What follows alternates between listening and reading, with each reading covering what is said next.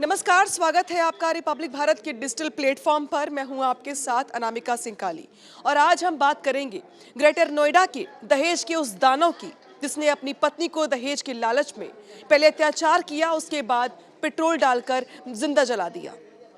निकी भाटी, जिसकी शादी विपिन भाटी के साथ साल 2016 में हुई थी, लेकिन शादी के कुछ ही सालों के बाद विपिन भाटी और उसका पूरा परिवार निकी पर अत्याचार करने शुरू कर दिए। दहेज के लालच में कई बार गाड़ी, कैश, पैसे, जमीन, तमाम तरह की लालच वाली चीजों के दबाव बनाए गए और मना करने पर निकी के साथ मारपीट की गई। निकी की बहन की शादी भी उसी परिवार में हुई थी और निकी की बहन ने खुद सामने आकर बताया है कि उसने कई बार अपनी बहन को मार खाते और उसे बचाते देखा है। एक बार निकी की बहन ने मारपीट का वीडियो भी बनाया जो फिलहाल सोशल मीडिया पर जमकर वायरल भी हो रहा है।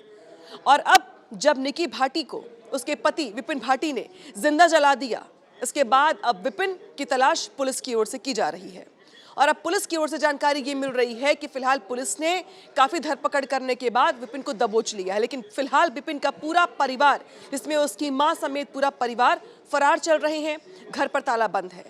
और इन सब के बीच अब विपिन का एक सोशल मीडिया पोस्ट लगातार वायरल भी हो रहा है।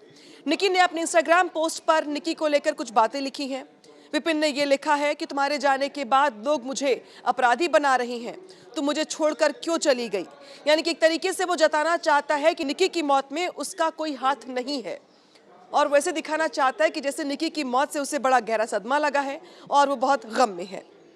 लेकिन जिस तरीके से तस्वीरें सामने आई हैं जिसमें वो निकी को मारता, पीटता और बर्बरता की सारी हदें पार करता दिखाई दे रहा है, इसके बाद अब निकी के परिवार की ओर से एफआईआर दर्ज करवाने के बाद अब विपिन समेत उसके पूरे परिवार को लेकर पुलिस का एक्शन तेज हो गया है। क्योंकि आरोप ये भी है कि विपिन के साथ उसका पूरा परिवार, जिसमें विपिन की मां भी है, वो भी निकी को काफी समय से परेशान कर रही थी, मारती थी, पीटती थी, दहेज को लेकर दबाव बना रही थी। हालांकि इस घटना ने पूरे इलाके को परेशान कर दिया है क्योंकि निकी, जिसके सपने काफी बड़े थे, पढ़ी लिखी एक लड़की जिसकी शादी ग्रेटर नोएडा के एक इलाके में हुई और इतना संपन्न परिवार होने के बावजूद निकी को उसका पति और उसके पति के परिवार वाले काफी समय से टॉर्चर कर रहे थे।